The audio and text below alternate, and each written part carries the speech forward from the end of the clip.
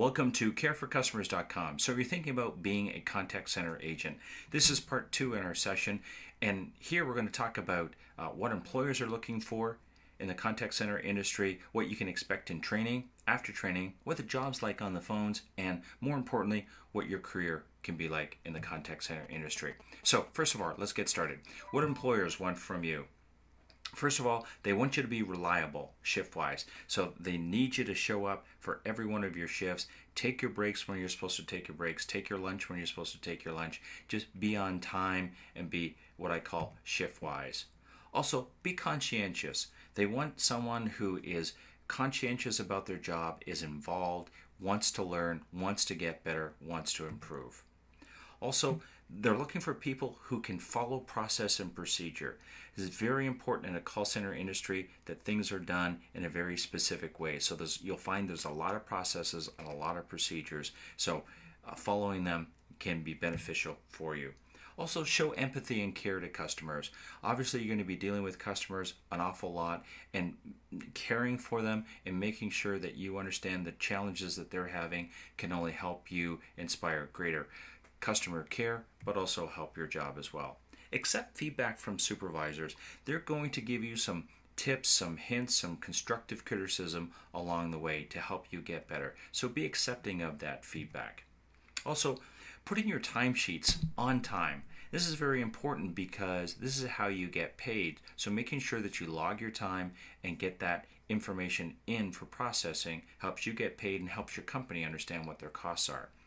Don't steal time. And what I mean by that is if you get paid for 7 hours of a day, make sure that you're able to put in those full 7 hours for your employer. Don't cut 5 minutes off by coming in late or leaving early. Just give them the full time that they have asked you to give. Also, don't lie. If you've got problems within the job, make sure that you talk to your peers or your supervisor. Tell them the full truth, and that will only be beneficial to you. Also, be nice. Be nice to your customers, be nice to your peers, be nice to your supervisors. It makes the job that much easier. So what will your job be like in training? Let's talk about that. If you're working in countries like India or the Philippines, you may have to go through some language training to support North American customers. And this is language training that will help you pronounce different sounds within the English language, improve your overall vocabulary, and this might be 3 to 4 days in total. After that, you'll go into product or service training. This is where you'll understand what the product is that you're supporting, what the service is that you'll be looking after. And then from there, you'll do system training. So working with the computer, how you find information, what applications you use to get certain data, and what applications you use to update customer accounts. So in most cases, training is 1 to 4 weeks. Make sure that you get paid for training. There is no reason why companies cannot pay new employees for training. So ask that question up front and make sure you're very clear that you're getting paid for training. And also, as you go through training, you're going to get tested. Probably every other day there's going to be a short quiz, a test of some sort. Make sure you know that material. If you're not sure about it, take it home, study it at night, because you want to do well in training. Training gets you onto the actual job. Also, show up every day. You can't afford to miss a day of training because your trainer can't afford to spend extra time with you going through the material that you miss. And it's very difficult, especially in systems training, to try and catch up if you miss a day. Be there for every day of training. So once you're out of training, you've been successful, you've passed the training exam, then you'll be assigned to a supervisor, and that supervisor is going to have 10 to 30 people working with them. So you're going to be on a team with members of various experience. Some are going to have a couple of months experience, some are going to maybe have a couple of years experience. What you want to do is ask your supervisor who's the best performing agent on your team, and go sit beside that agent. Work with them. They are going to teach you things that a long time on the phone will teach you. You can learn it a lot quicker from a good performing agent on your team. Also, you'll get a shift schedule, and the chances are your shift schedule is going to tell you the days of the week that you're working, the hours that you're working, and you're not going to like it. The fact of this industry is that the new hires get sometimes the worst shifts. But don't worry, time will pass. If you improve your performance, sometimes that helps you get a better shift. So be cognizant of that, and they will change. Certain demand throughout the year changes, and shifts will change as a result of that. So again, after training, you'll get a desk to sit at. It probably won't be the same desk every day. So if that's the case and you want to bring in pictures of family, or you got stuffed animals or postcards that you want to display, or even certificates at your desk, make sure that you can pack all of that stuff in a knapsack or a backpack and take it home with you, because you don't want to lose that stuff, especially if you're moving from desk to desk on a day in and day out basis. Headset, very important part of the job. This is what you're going to be talking to your customers with. If you break that, or it breaks, or it goes missing, the chances are you're going to have to actually buy the second one. They'll probably give you the first one for free, but the second one will cost you. So take care of your headset. Don't lose it. Don't break it. Most companies provide a cafeteria with fridges and microwaves to keep and heat your food. Bring your food from home. Bring your lunches, bring your dinners from home. Invest in good containers that are microwavable. It costs a lot of money to buy food at work. So save yourself some dollars and bring in your meals.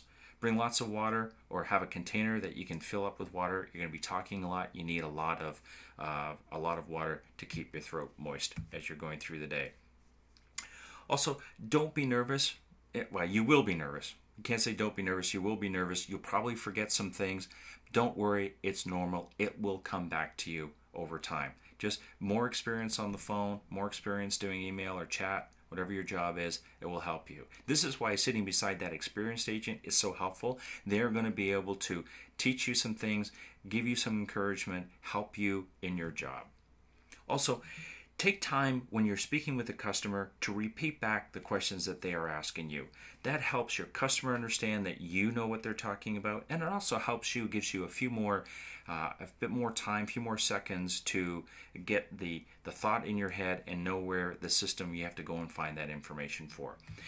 And also remember that most of the time calls are recorded. So your conversations with your customers are recorded. Your supervisor is going to be listening to those calls to help give you some improvement tips along the way. And they're also going to be managing your performance. So if you're having difficulty in certain areas, make sure you talk to your supervisor and say, geez, you know what, I'm just not very good at finding this information. I'm not very good at controlling the call. Your supervisor is there to help you. So after all of this, what's in it for you? Well, first of all, the contact center is a very good place for a number of bonuses and incentives. Sometimes demand gets pretty heavy, and so companies will provide cash bonuses or prizes or incentives, free meals, pizza, things like that. So it's a good for that. Also, it's a great opportunity to learn about different companies, different processes, different products, and you can take that learning opportunity with you for the rest of your career. Also, faster promotions. Call center industry, or the contact center industry, is growing, so you get faster promotions as you work your way up. And different promotions can get you into different career choices, such as if you want to be a supervisor of the agents, if you want to go into training, if you want to go into quality or reporting, maybe even forecasting and scheduling, very important job in the contact center industry, or maybe further on into IT and business development. It's wide open for those people who work hard and learn the different aspects of the industry. So and what this really turns into is a rapid opportunity to earn a lot more money. Again, you got to be willing to work hard and learn all the different aspects of the job. So hopefully some of this has helped you. I wish you great success in your career. Work hard, learn everything you can, and good luck.